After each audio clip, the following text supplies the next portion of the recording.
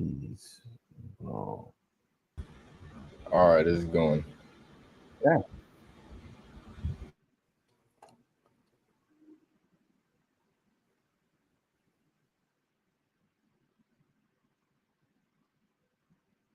Ooh, I see it.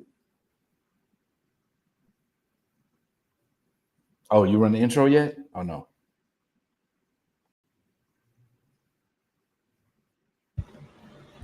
It's saying that I need to pay to add the intro. I paid that. Start your screen.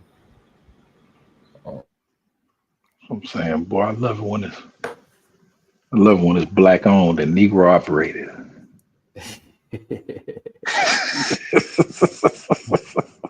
Yeah, I paid that last week. I understand. That's what she said.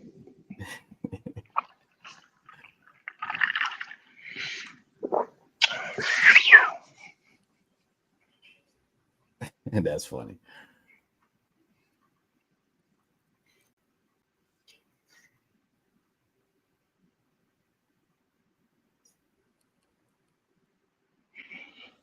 You figured out, man. I was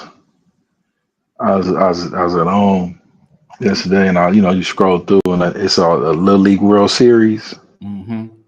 Nevada versus China, Uh-oh. and I ain't even turned it on. I was like, ain't nobody beating that Chinese team. I So what was the final score? like 8-0 or something like that. When I saw it later on Sports Center, it was like 8-0 or 9-1. And they spanked them. I was like, man, come on, man, you not beat that China. I know Chinese Taipei every year. Chinese. Unless them Dominicans take them out. Man. You know, Sound like they beat them like the Sigmas did the Kappas at Pratt League on I Sunday. heard about that. Beat them like they stole something. Man. And then I had to deal with Flash and Chris on the sidebar. Yeah, you should have Talking told them. Madden. Say, how y'all celebrating? Y'all can't run. Bro, Flash had a picture of him in the trophy. And I was like, bro, you ain't suited up in years. Why are you playing like you was in there all season? And then I got called Tell a you, hater. hey man, I ain't mad at him. Shit, if my daughter won a spelling bee, I would have held the trophy.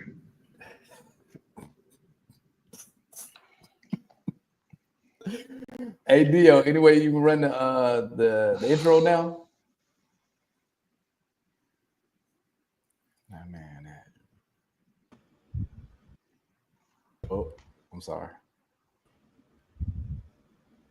no, it still says the same thing. Man, so is it loaded up somewhere or I can do it here? Um, I can send it to you.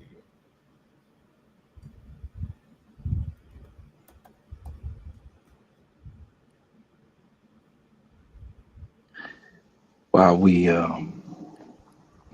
deal with these technical issues That's right, man. on the lounge, we want to leave you with a few musical stylings for your listening pleasure while they figure this out. I I be smacking my hoes. I be smacking my hoes. Everyone know.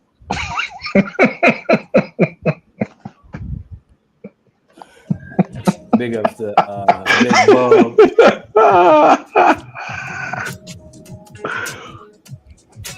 Uh-oh.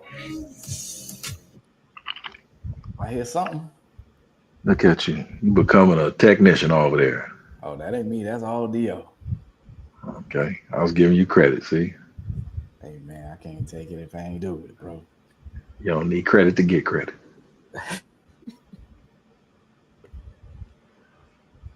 Big Bub in one of the greatest movies ever and Bamboozled.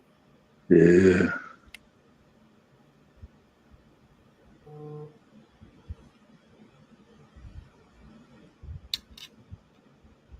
Okay. So how am I supposed to do this, Diego? So you just want to save the link, and then, or not the link, but the video, and then go to the bottom next to your camera where it says, where it's just like a TV. Click video file, and then add the video. Okay. Um,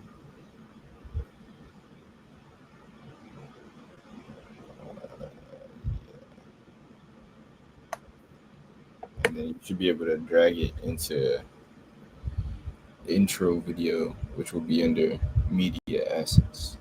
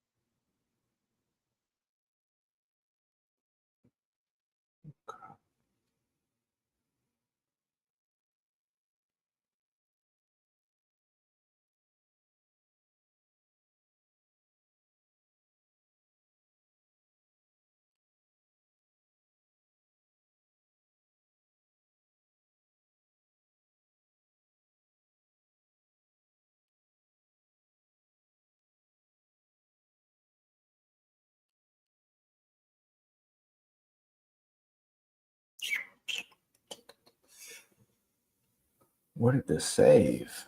I saved it. I don't know where it went.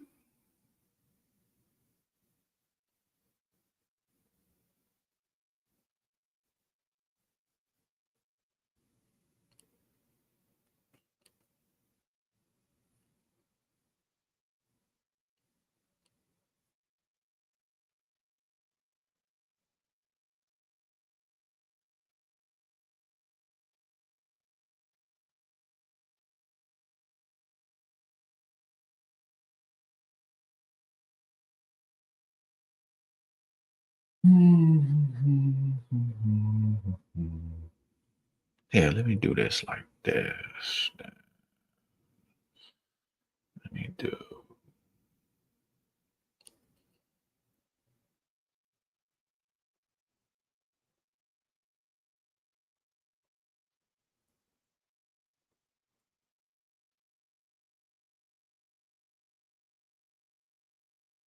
Now you said next to the microphone or next to? Yeah, at the bottom there should be a TV, or Yeah. you might be able to drag it directly into where it says intro video under media assets on the right.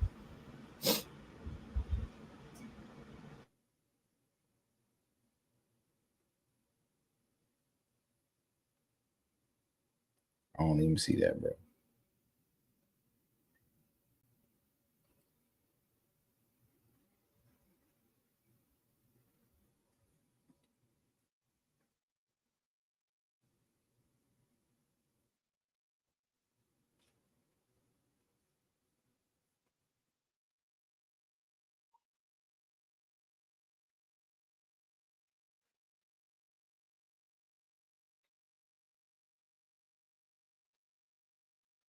Try this one more time.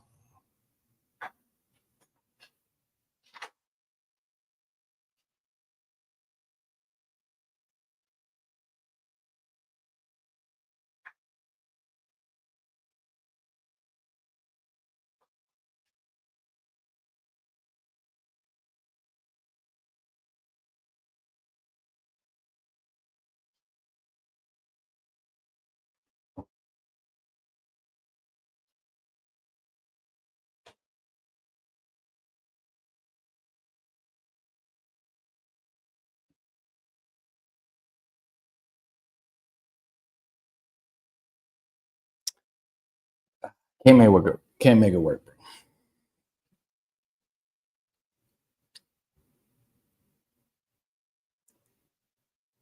I don't know what I'm doing.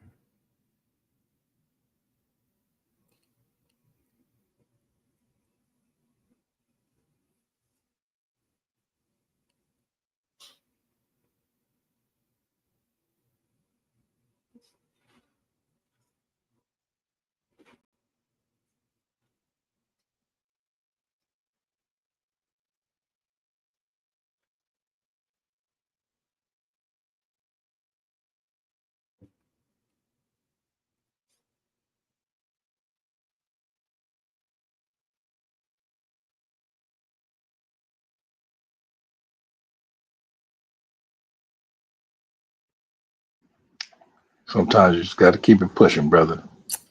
You're right. That's what's about to happen. I got one more play that I'm about to play. Let's see if it's gonna work.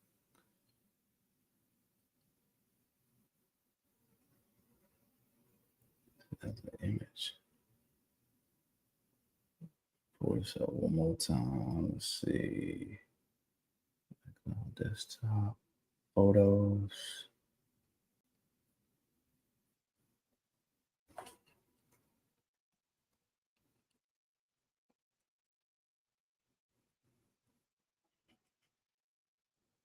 Yeah. We had to work this out some other time.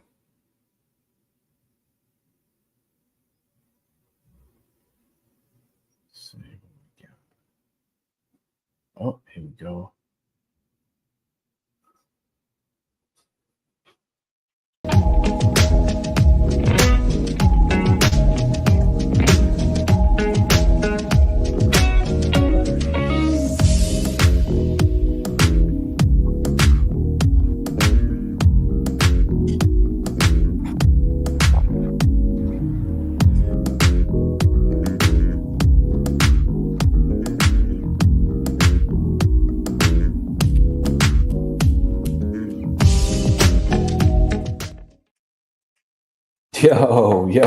Yo. Welcome to Skinny Black's Lounge. I'm your host, Skinny Black, and I don't know how we can take this off. but hey, we're working through some technical difficulties today, some technical challenges. I won't even say difficulties. But we're gonna figure it out and work it out.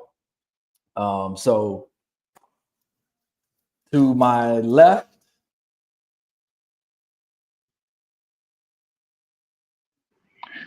On my screen, I'm beneath you. Pause. yeah, I didn't want to say that. So I know. That's why I said it for you. JT. Period is silent. Hi, Mom. Yes, and we also have the ghost of Lebo up in this joint. Hey, DL, what happened to the other videos, man? They're gone. I'm not sure. Okay. So we got a couple of topics we want to run. Thank the man. Oh, there they go. Bam. We'll hit that one in a second. I like that one. Always marry somebody that's I'm just gonna add him back real quick. Yeah. I see you.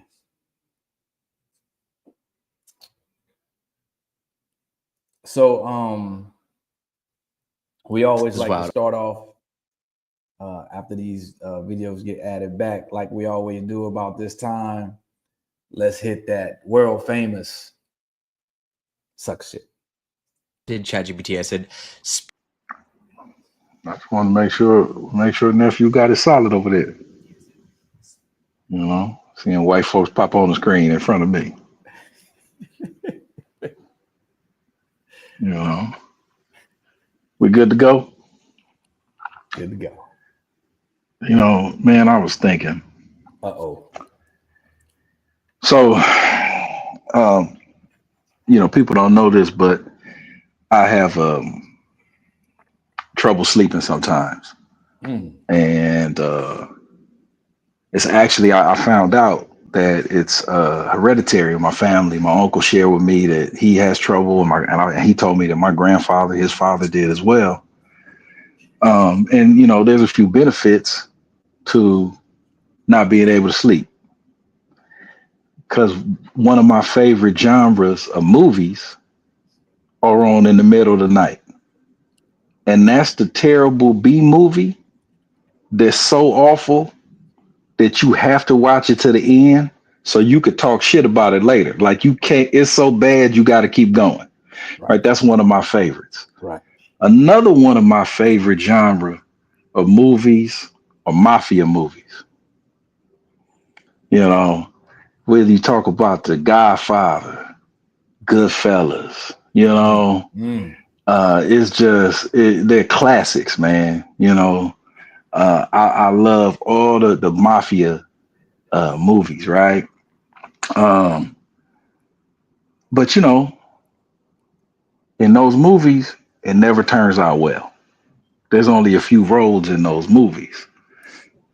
But what I often wonder is for like, you know, them dudes that turn state's evidence, but they move to Nebraska, you know, somewhere. Like, do the neighbors have they ever figured out who lives next door? And what would their reaction be? Let me tell you about a story of something I heard. I got a guy I know. He's young and he's falling in love. Oh, And you know, he's holding hands and doing his thing. And I know about 6 dudes that this girl done been with. oof. And he know all 6 of them, but he don't realize they've been with him because they ain't telling him, Oof. right? And it's not my business. You know, I can't tell him that his girl's pussy's in the witness protection program.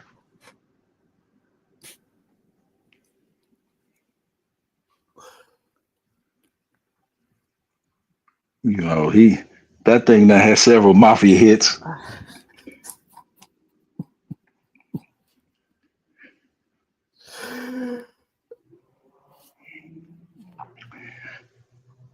And I wonder how he would feel if he found out it was a killer right there. You know, it's not my first experience with the witness protection program. You know, my daddy was in it. You know, when you know my parents got divorced, and I got corrected on that. Now, when I was 2 months old, I used to say it was 8 months old. You know, I only seen him a couple times since. When people would ask me, "Where is he?" I say, "Oh, you're witness protection." You know, I had a couple niggas I loaned money to. When it was time to collect, Witness protection. witness protection. Yeah.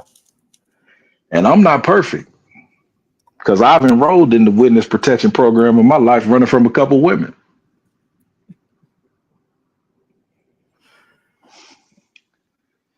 You know, so I'm not perfect.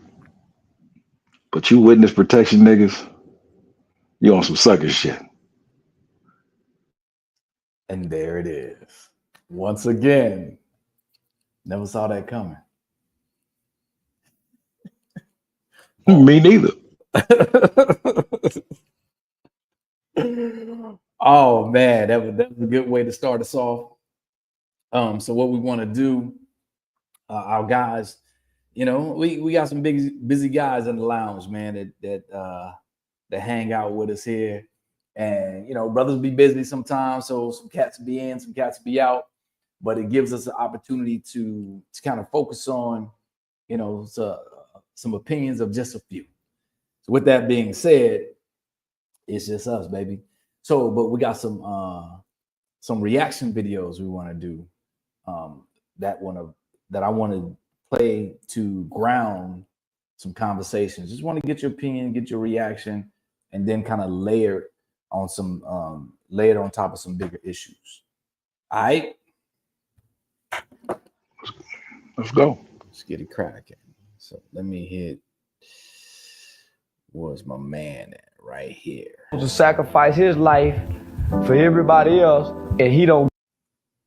Everybody think the man is supposed to sacrifice his life for everybody else, and he don't get no reward, no enjoyment for it, and there's no return on it. The man's happiness don't mean nothing to nobody. The man's peace don't mean nothing to nobody. The man ain't appreciated, homie, till his presence is no longer there.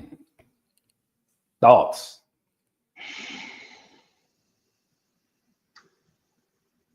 There used to be an old school contract and understanding. For quite some time, men have always been more disposable. Much of this is a function of reproduction and carrying on the population. It's basic and it's simple. If you had an island full of women with one man, you can multiply. If you had an island full of men and one woman, it's over. So much of that is a function of that, right? Right. But as we were evolving, there were a couple things that existed, but they no longer exist anymore. First of all, danger was far more prevalent and present and apparent before. Yes. Modernity has made the world much more comfortable. Yes. So the sacrifices of men have almost it's come to the point in some circles where it's belittled and taken for granted, where it wasn't before because the bear was right outside the door. Right. You go to the gas station and you pump gas, you don't have a vision of the man or men that are working on oil rigs, the man that's driving the truck. You don't have visions of that ecosystem that got you to say, I'm gonna put my credit card in and fill up on pump number 8. Right. So part of what he's saying is true, that we aren't appreciated in that way. Good men are taken for granted and bad men are chased and celebrated. And when I say celebrated, I mean whether you're talking about them positively or negatively, that's what you're talking about. So the focus, the emphasis, and the celebration is there. A good man is too busy going about his business, and he doesn't often get his flowers. That's the first initial things that come to my head. What do you think is underneath that?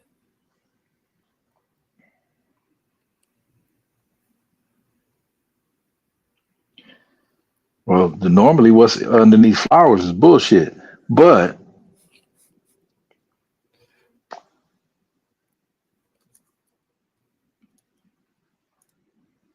there are parts of this thing I don't totally get. I have the ability to separate my personal from the data and from the, I understand that in many ways I'm the exception to the rule or an anomaly. But I'm going to, I don't often speak personally like this, but personally, I'm the type of man that's appreciative of things that are done for me. A, because it doesn't happen too often, and B, I rarely ask, and you'll probably get a fight from me trying to do stuff for me. Right. So when people push through, I'm really appreciative. I don't understand being in such an entitled position to where I take certain things for granted. And when I've come across people like that, it bothers me so much. And the more I walk this earth, the more and more, and this is no shot, but this is just the observation, the more and more women I come across that have such an entitlement attitude. And as men have diminished and manhood is diminished, I'm coming across more young men with that attitude too. Wow. And entitlement is a disease. It's a plague and a scourge, man. It is growing at a rapid pace, and it really needs to be combated and eradicated, because there's no way that we're gonna get along as men and women, as fathers and sons, as mothers and daughters with entitlement at the forefront. Right. And I think you hit it on the head. Is the through line for tonight, and what you'll see is the question I'll ask is, how is it impacting the Black community? Like, how does it impact our, ultimate goals of success, ultimate goals, whether that be personally, whether that be our progeny, whether that be financially? How does this break down? How does the fact that, what man Charleston White was saying there, and even what your follow-up and your reaction to it, how does that impact our community? Like, how do we grow when that's the central theme? How do we grow when that's the thinking and the mindset of people, to actually, when we think about men and women, and how men and women grow and make families, and how those families become neighborhoods, and how those neighborhoods become communities, and how the businesses in that community, strengthen and support that community. And then you got wealth, and you got that's built through that process. And then you got politics that's built through that process. And then you got protection that's built through that process. So you have this ecosystem of people of families, communities turned into neighborhoods, families, neighborhoods, then communities, where it's depending on the respect of men and women. It's depending on the both being acknowledged, lifted up, and respected, and loved to a certain degree. I don't know how we get to where we need to be in this country without that. Well, I think that goal is too far away. Well, at least it got to be there. The vision, at least, like, how do we? The vision, yeah, but I'm saying that there's some immediate things that have to be structured and built before you even go to that level. Okay, spit on it. What you think? We not even. Pause. Yeah, dog. Yeah. Show's over. Good night, Cleveland. See y'all next week. Take a sip of my drink on that one, boy. Man, we've been friends for a long time, but damn. Good game, man. I feel kind of violated. Good knowledge.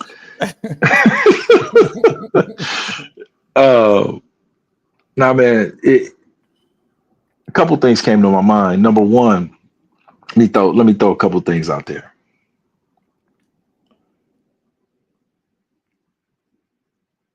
As men, as Black men, more specifically African American men, are we even allowed to be men in our own communities? That's number one. Some brothers say no. Number two, I often hear about, where have our men like granddad gone? And I was raised by my grandparents. Our grandfathers in this current age would be called toxic. Huh. They would be called. They would have a lack of vulnerability. They would say that they don't have emotional intelligence, that they are closed off, not expressive enough, too dominant. When what the majority of those men did was sacrifice themselves physically and mentally for the people they love. Right. Many of those men did backbreaking work. Yes. And even bowed their head and swallowed some of their manhood and humanity to make sure that their family was taken care of.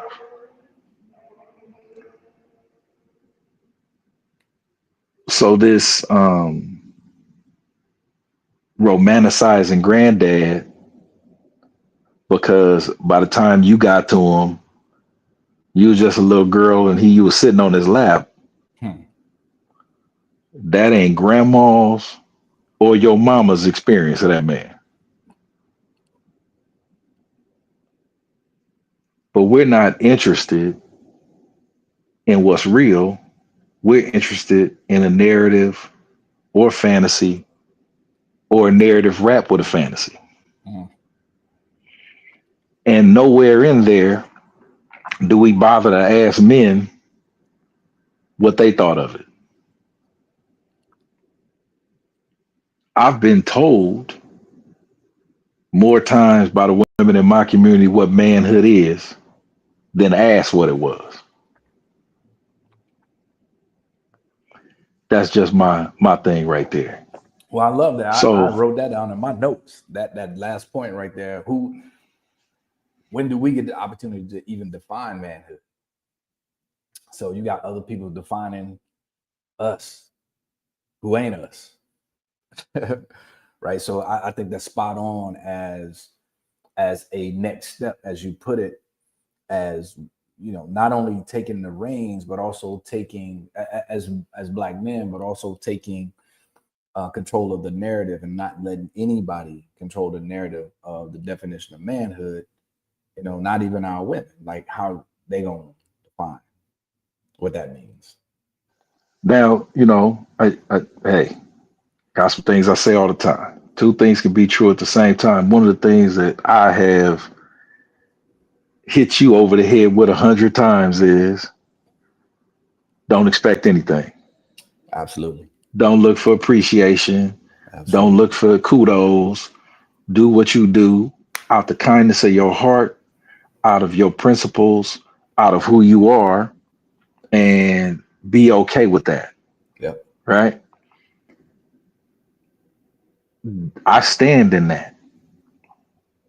To a man, I tell men when they become fathers, get that idea of appreciation out your head. Father's Day is that shit is behind Arbor Day, your Flag Day, National Cookie Day, you know what I'm saying? Left-handed Day, Day. Groundhog's Day. You know what I'm saying? Day too. It's behind Day. So get that idea of appreciation out your head. What we're really having is a hope conversation. But the reality of it is that for me, my mission is greater than anyone's appreciation. Love it. My mission for my children, for my family, for the people I love, for my friends who I consider family, and everything that I'm about, for the young men that I mentor, my mission is greater than any appreciation. Love it. So what I would advise men to do is find your mission. Church.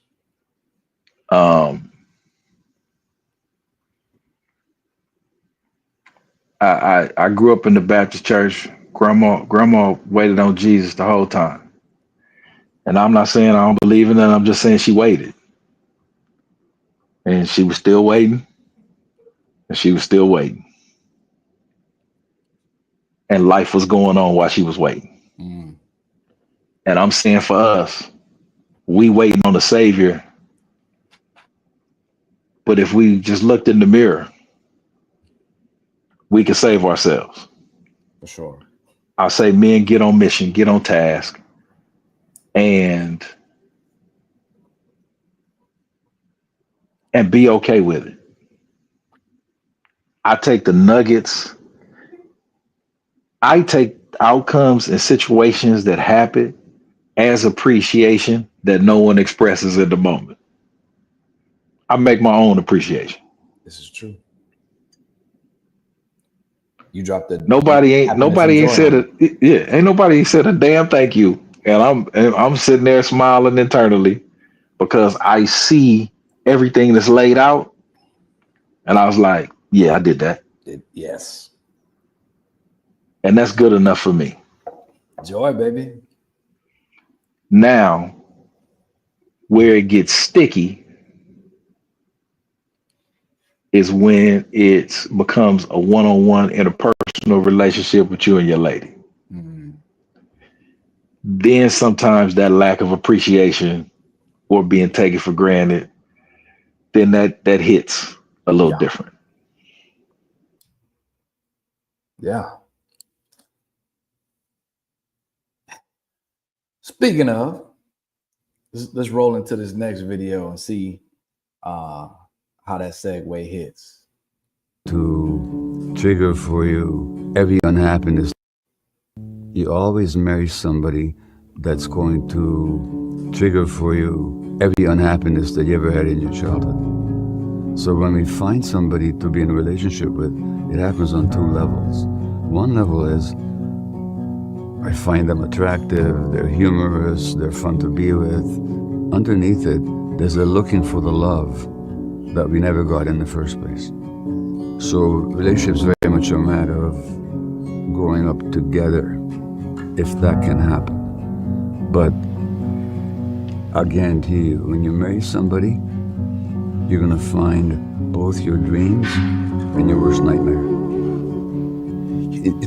That's profound, that we're all seeking, subconsciously, we're seeking our parents' dysfunction. Yeah, because that's where we wanted the love.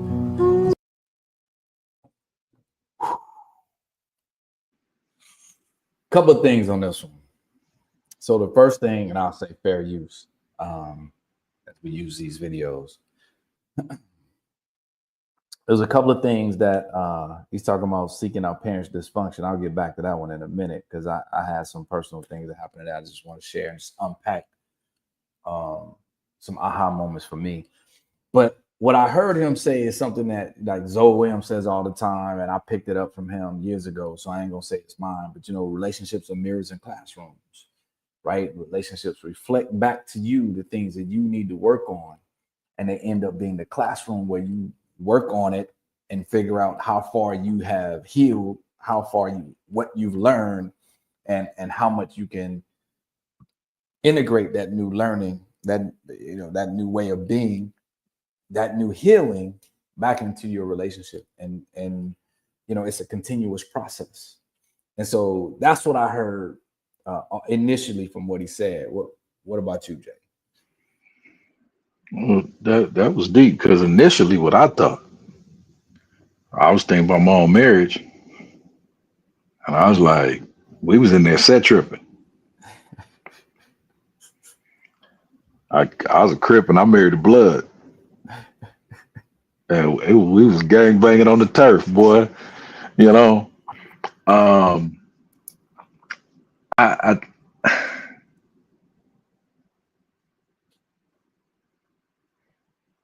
there's so many thoughts. Yeah. And yes. Well, okay. When people say, "Oh, I went away to work on myself," but they just, really went to Vegas. Mm-hmm. There are certain things you can't work on by yourself. Mm. Because I believe that there's only some things that are going to come out of you when you're in a relationship with somebody. That's right. Because you don't bring them out of yourself. It would take a seriously next level person to be able to do that. And most of us, despite our egos, are not next level. Not that level. So your fears, insecurities, childhood crap, all of that gets brought out in a relationship. Mm. Them expectations you lay on somebody else, them thoughts they supposed to have as if they reading your mind.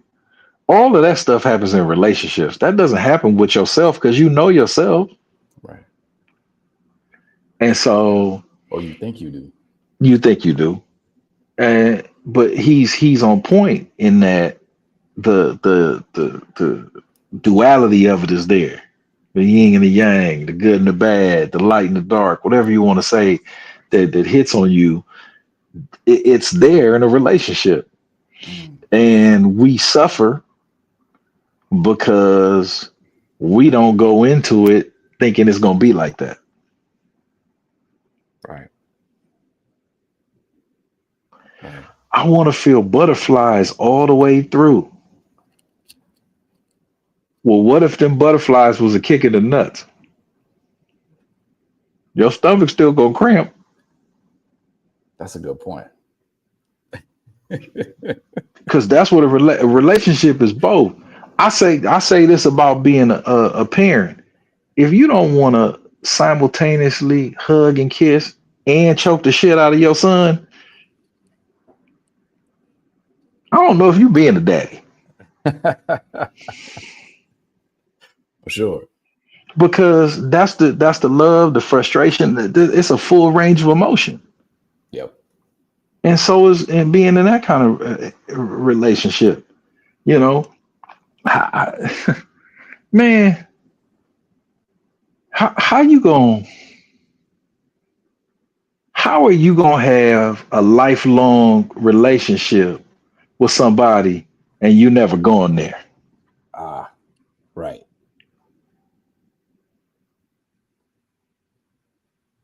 Wherever there is. Right. True. I think the other piece that really, I don't want to say trigger, but really caught my attention just at the end when he was like, we marry our parents' trauma. Right.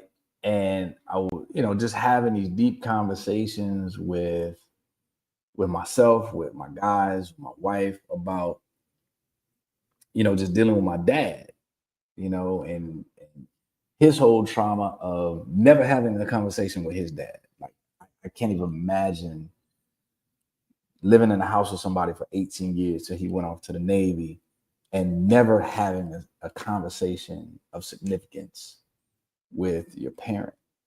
And that had to been traumatizing. And as much as he wanted things to change between he and I, there were some just tools that he just didn't have. And so what I end up wanting from him, he's just incapable of providing. And so at a certain point in time, I had to have the realization, and thank you for the reminder of, seeing people as who they are and not how I want them to be. Being able to see him as who he is today through my 53-year-old eyes versus seeing who he is today and wanting him to be something else from my 12-year-old eyes. And so the crazy thing is, as I watch him in relationship, he also is in a relationship with somebody who have their own set of traumas that, they trauma bonded. And there's nothing I can do about that. You know what I'm saying? Because neither one of them have the tools to even recognize that they trauma bond and there's a need to heal from that. And you can't heal what you don't even recognize you can't even heal or fix a problem that you don't even recognize that you have. And so for my own sanity, for my own evolution, for my own transformation, I had to let the 12-year-old version of me who wanted him to be something that he's not capable of being go.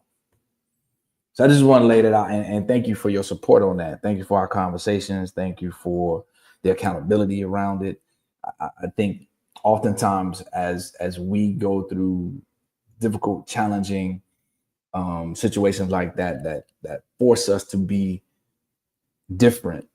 Matter of fact, I was in his training today, and this cat said, he drew a circle. He said, "This is your circle of life."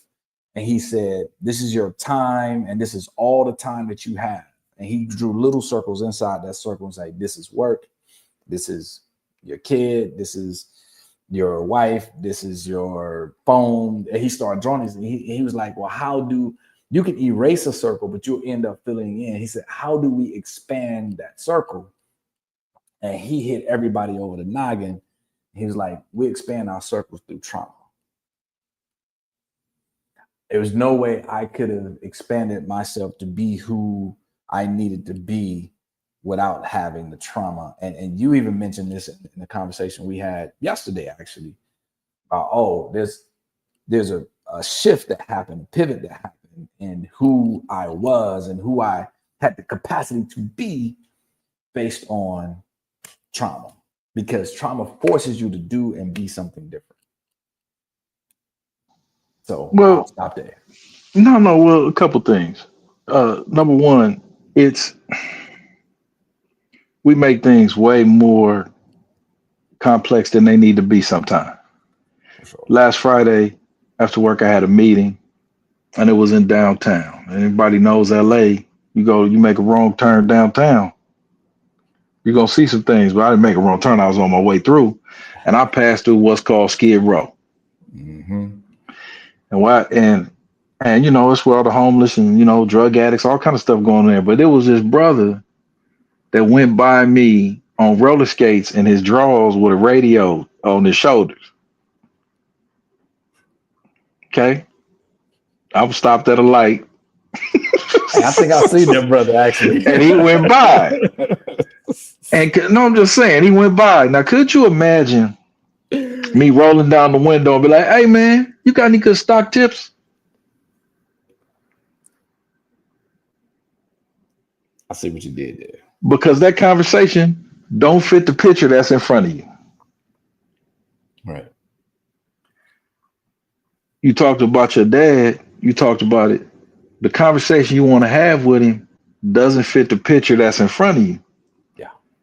But what we don't want to do is recognize the picture.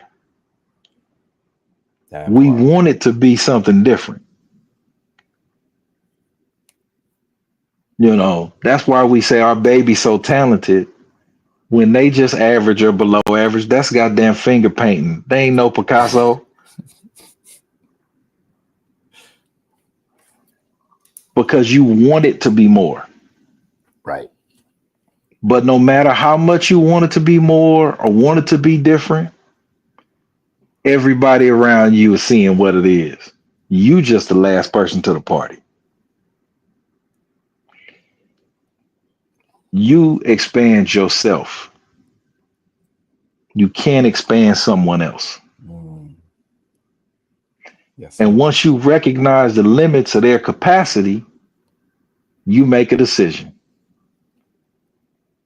How am I going to deal with this person?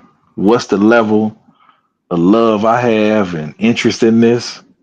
And if you have that level of love and interest, you operate based on their capacity. And don't try to crack them over the head when they just being themselves. Right.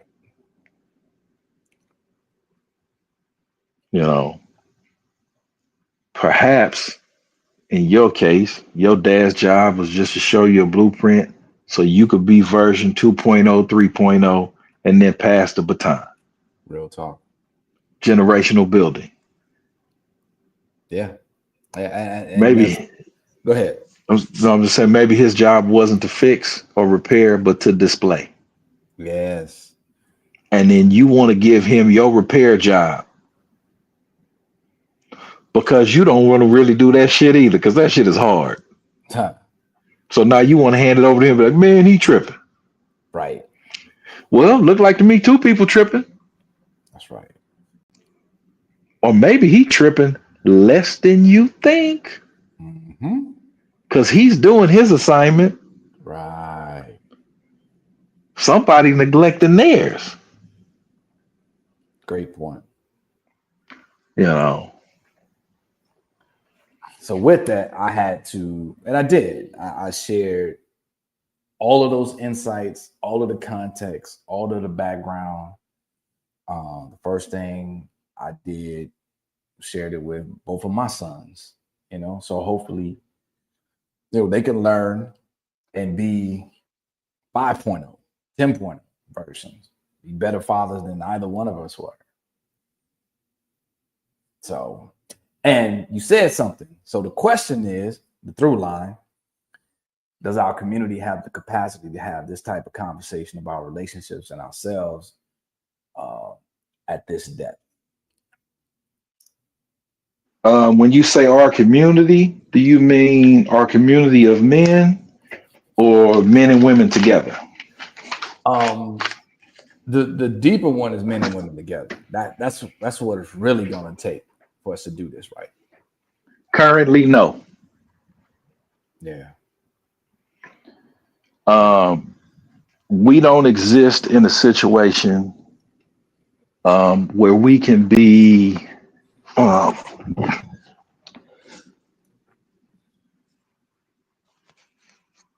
and I'm done with the lie of, it's about the presentation. Don't tell me it's about the presentation where you don't want to hear that shit. I done threw the fastball, the curveball, the changeup, threw it underhanded like we playing slow pitch softball. I done rolled the ball like it was bowling. You don't want to hear what you don't want to hear.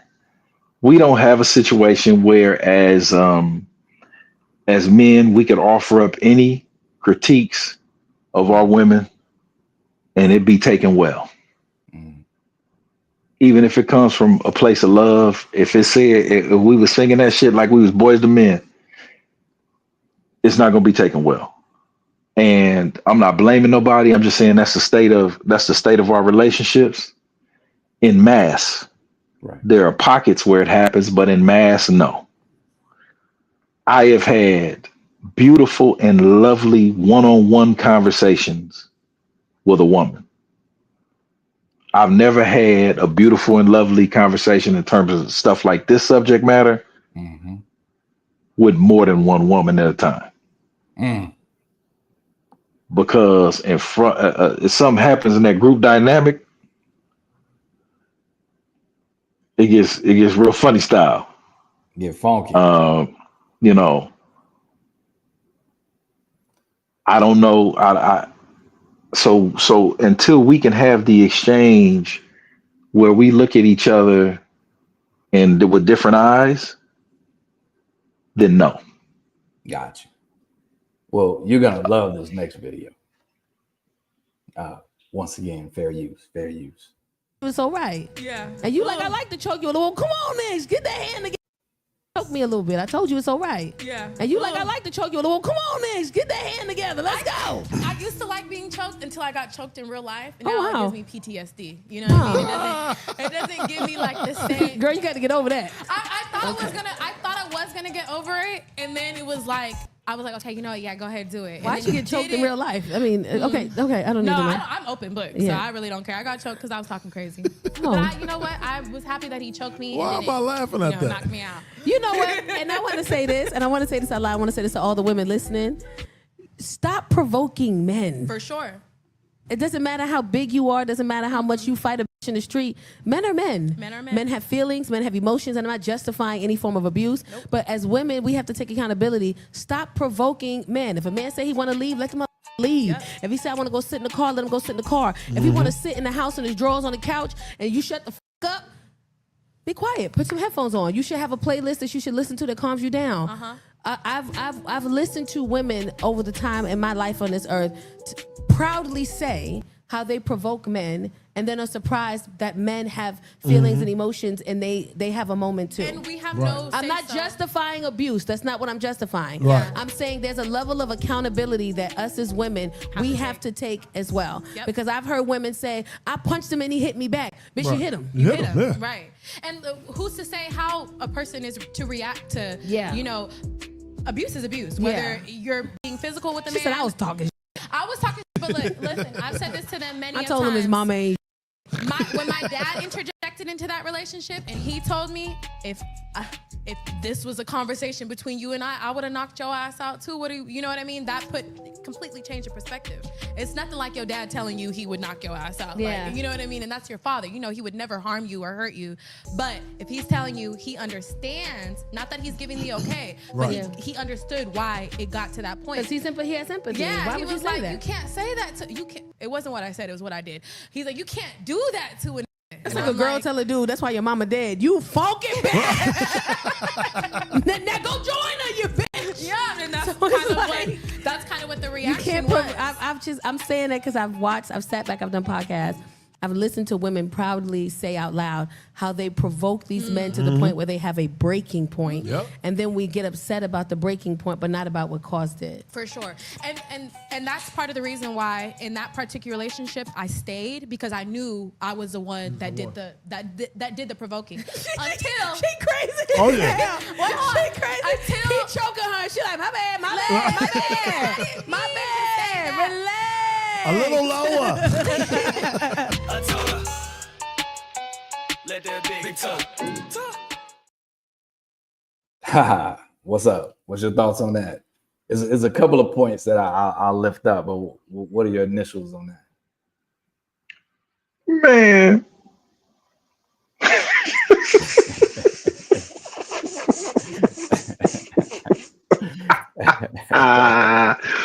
Oh shit. Okay. Let me be cool. You want me to start? Want me to lay it out? Yes, because I'm Let me there. lay You it go out. ahead, because my ignorance, I kind of know. Yeah. my ignorance meter went way up.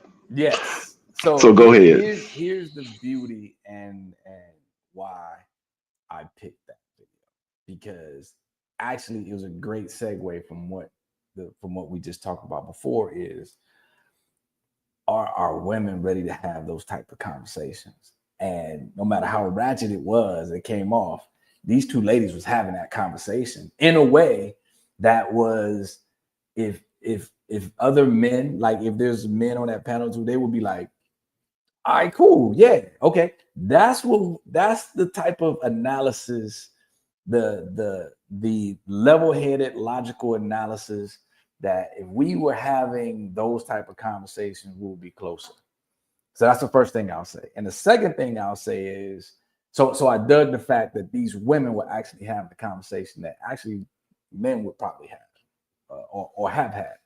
Second thing I would say is interesting to me. Another layer of that, it was probably goes to the reason why these women can have that type of insightful conversation, is the linchpin to that whole thing was she talked about her father and gave her advice like, well, if you did that, yeah, that's you wrong. You know what I'm saying? You wrong for what you did, and there's consequences for that.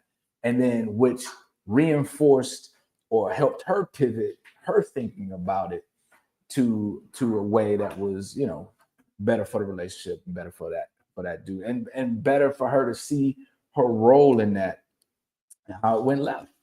So there was two main parts of that I wanted to share and lift up in the midst of the ratchetness.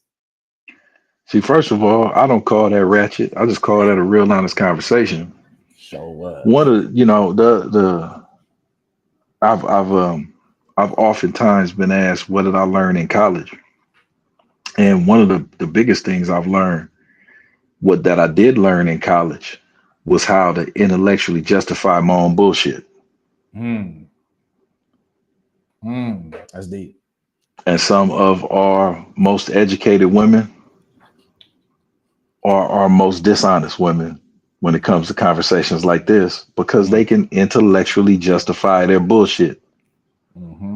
You get a bachelor's, master's, or a PhD in covering it over. Yeah.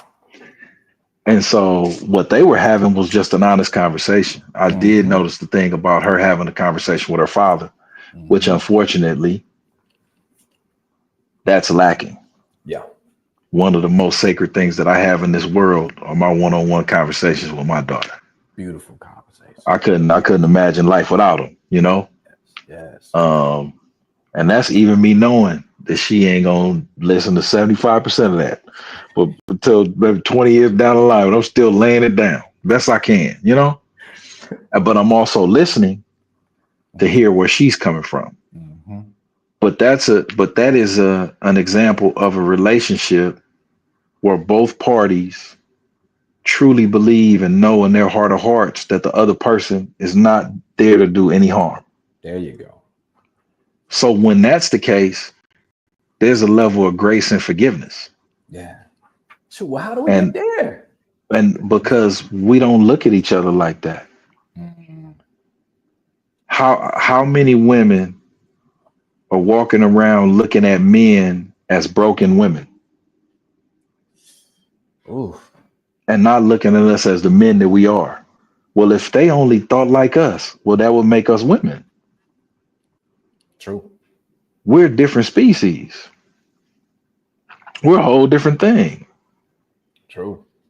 You know, our minds work differently. It's not just physically, you know. But I mean, and this stuff is scientifically proven, but we only want to use science when it's convenient. Mhm.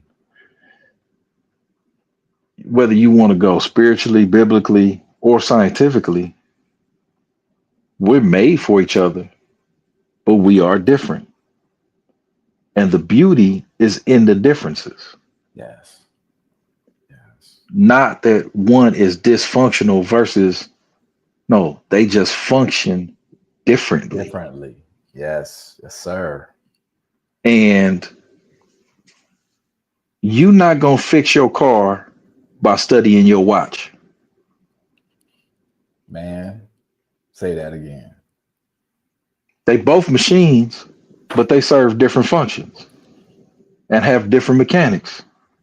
But that's what we do to each other, Mhm. right? So it's been very rare that outside of my family, when I walked out into the world, that I've been looked at as, this is a man, he thinks this way. I've done my best to understand, and in the places that I don't understand, I ask to get greater understanding. And if that's not possible, then I'm just gonna let him be and give him grace. Mhm.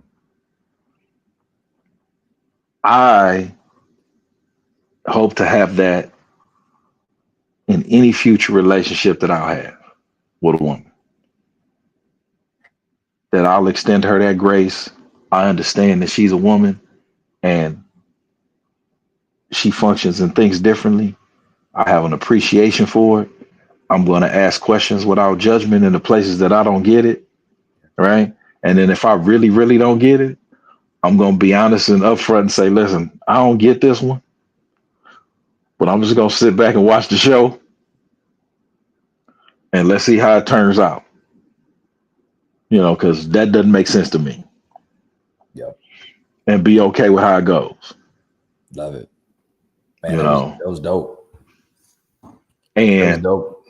oh no, if only I'm allowed just to be a little, if you okay, say like me and her gonna be together 15 years, I need 5 I told you souls in there, and then we'd be straight. Like, cause I still got a little petty in me, dog. Little I gotta petty. get a couple of them. Yeah, I'm gonna give her 10 because they're gonna need more. But I'm just saying, give me 5, I'm gonna give you twice as much.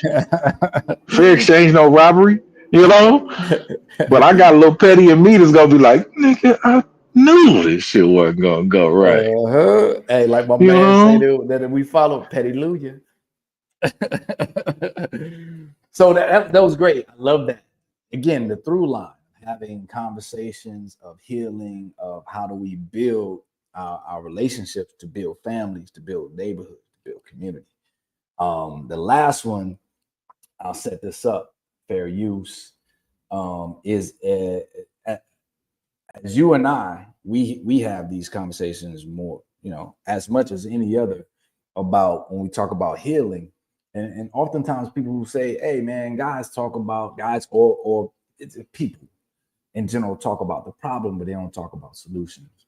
They talk about what's going on and what's wrong, but they don't talk about what could be and put steps in place to make that happen.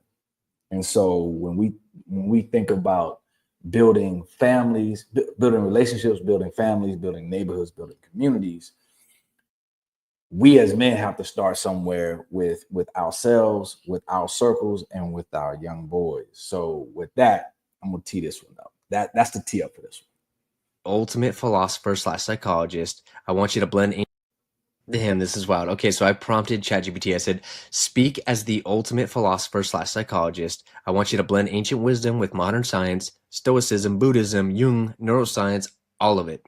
Now give me 5 brutal truths about the human mind, the kind of truths people need to hear if they want to stop wasting their life. Number 1, You think you're thinking, but you're mostly remembering. Your thoughts are just loops your nervous system finds familiar. You're not making decisions, you're repeating emotional echoes. Unless you interrupt the loop, your future is your past in disguise. Ooh. Number 2, every excuse is just a well-dressed fear. Your ego protects you from embarrassment more than it guides you to greatness. The moment something feels uncertain, your mind pulls the emergency brake and calls it logic. Until you're willing to look stupid, you will never be free. Damn, that's so good. Number 3, you don't have a personality, you have a pattern. What you call you is just the most rehearsed version of who you've been. Identity is a trance, you perform it until it fossilizes. The only way to change is to stop trying to feel different and start doing different. That's good, that's right on the money. Number 4, the shadow you ignore becomes the God you serve. The traits you deny in yourself don't vanish, they possess you in secret. You'll chase them in relationships, project them onto enemies, or pass them on to your children. What you refuse to own, you will be owned by. Number 5, you're not judged after this life, you're revealed. Everything you practice, your choices, your impulses, your love or your neglect gets carved into your soul.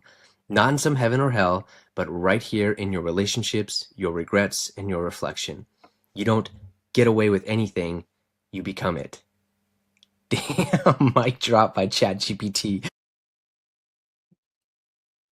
So when I think about,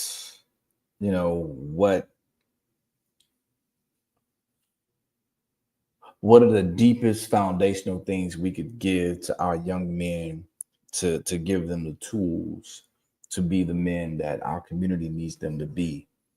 Yo, man, I thought that was a good place to start. And even as we think about Kappa League, what we're involved in, as we think about our sons, as we thinking about, the nephews that we have in our lives, that those 5 things are technically connected to what we always say to them anyway. But when we talk about structure and something repeated over and over and drilled, man, that's a good place to start. Your thoughts? Well, for Chat GPT kicking Buddha's ass. First thought,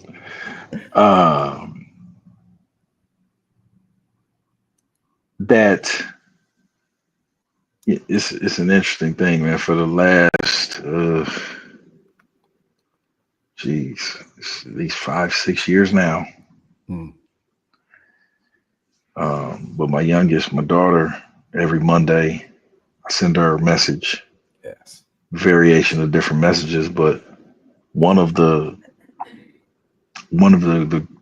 biggest themes in all the messages is just a different variation of be yourself. You're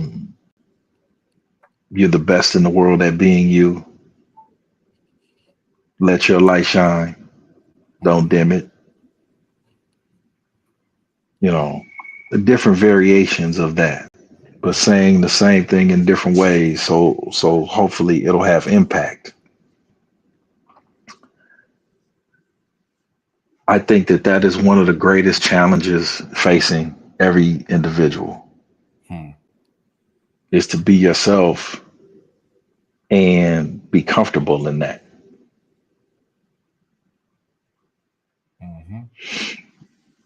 To,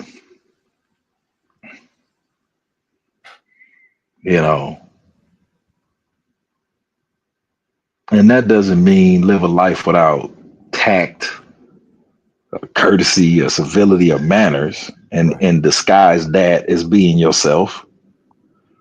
But sometimes honesty is going to bite.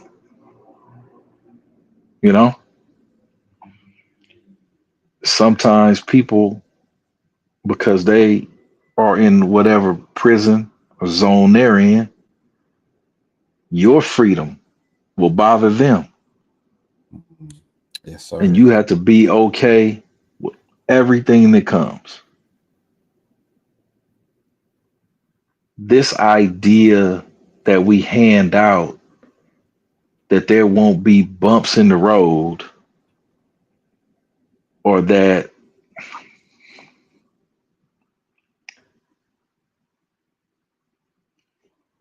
On every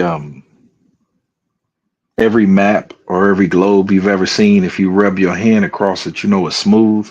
Mm. But if you actually walk that road, it's real terrain. Yes, sir. And we don't teach that it's real terrain. We give this damn vision that all this is gonna be smooth. Just go out there and try your hardest. Go to college, pick a major, and it's gonna all work out. And then life is waiting for you on the around the corner. Like, I'm about to kick the shit out of you.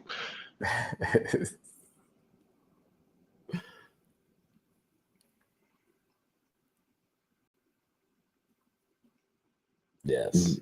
So many of us are are walking reflections of the compilation of lies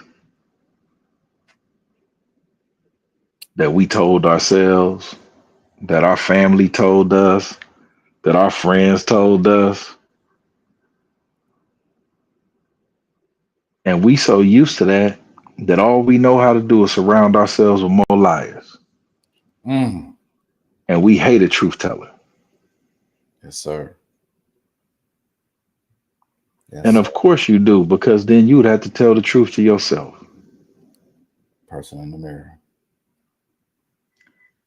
And that's not me standing in any kind of judgment. This is more of an autobiography. Two of them. You know? For sure. You know, so I just earlier we were talking about the mission. And because part of my mission in life is to first hand my children keys to the kingdom and give them things that I've resolved so they don't have to carry it into the next generation and hand it to their children. That makes me willing to go out and more importantly than go out, to go inward and deal with the dragon that's inside of me. Yes, sir. I'm on a hero's journey internally. Mm-hmm. And every now and then it manifests itself outside. But the biggest fight is inside. And I don't have all the Buddha. They had Buddha, Allah, Stoicism, Jung, Ralph. They had socialism. They had Ralph. They had Joe Boo. They had Joe Boo from Major League in there. Yeah. You know, they had the little Asian kid from the Golden Child. Yeah, I want the knife, please. Little kid in the tree floating. Listen, they had Confucius. They had Willy Wonka. You know, they had a magic 8-ball. And then they had the advice that's inside of fortune cookies too. All wrapped up. All in one. But what I will tell you is for me, like I said before, that dragon inside of you, that's the one you gotta slay. Yes, sir. And we spend so much time fighting these fake dragons outside when the real one is internal. Mm-hmm. You just mad at the person that told you about yourself. But were they lying though?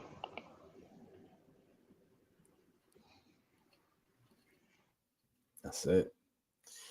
So thank you, brother. The through line was really, even though we threw up some things that didn't seem like they were connected, they were all connected in ways of solutions, man. How do we critique our community?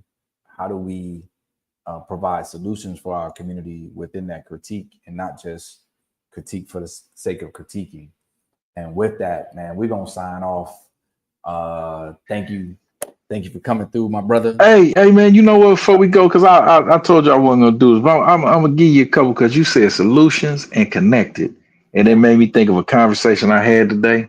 Okay. And this is in addition to our last conversation, the rules for life. I was talking to somebody close to me, and she was having a conversation with her daughter who was asking for something. But her daughter said, well, my mind is already made up over here. I just want this. Really? Okay. So I said, this is what I said, but this is actually a rule for life. A closed mind can't be connected to an open hand. That part. You can't be begging and setting boundaries and rules. How about that? You know, that's like the homeless dude asked me to get him a sandwich, but told me he don't eat pork. I said, wait a minute. Make sure you get that turkey, dog. If you don't. At home, the dude has standards, man. To the open hand. To your point. You know, you smell like a whole ass out here. And now you worry about your dietary consumption.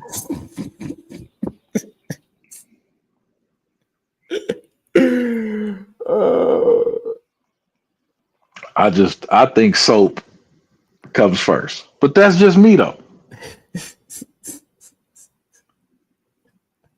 So let that be a rule for life. I love it. Say it again, repeat it again so we can leave folks with it. A closed mind can't be connected to an open hand. There it is. You know, that's a rule for life. There it is. And that's how we're gonna end tonight. So I want to give big ups to you, my brother. I want to give a big ups to Dio Amiri in the house. Big ups Yeah, to nephew. our people, Tally and Twine. You know, the links will be there so you can go on, check out their new collection. They got some fire stuff that just came out. Get yours. When you get yours, it also supports Skinny Blacks Lounge. Big ups to The Gathering Spot, LA, TGS. And big ups to all the brothers of the lounge, man. My man JT, my man Rennie, who couldn't be here. You know, man Cam, who come in and out. But I appreciate you guys, man. I appreciate your insights, Jay. You did your thing tonight, bro. And I appreciate you, Dio, for running the boards, for making sure all this stuff flows. Appreciate you both. With that, sign off. Peace. Peace.